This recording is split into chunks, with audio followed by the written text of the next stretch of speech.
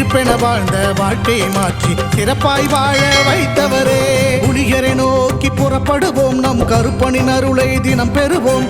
புலிகரை நோக்கி புறப்படுவோம், நம் கருப்பனின் அருளை தினம் பெறுவோம்.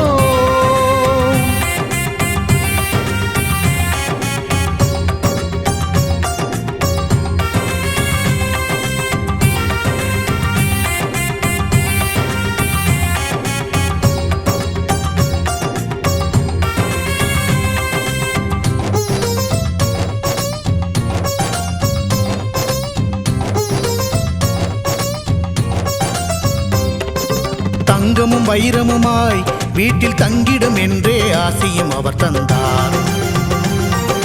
உன்னுடன் நான் இருப்பேன் என காட்சியை தந்து வரமும் எனக்களித்தார்.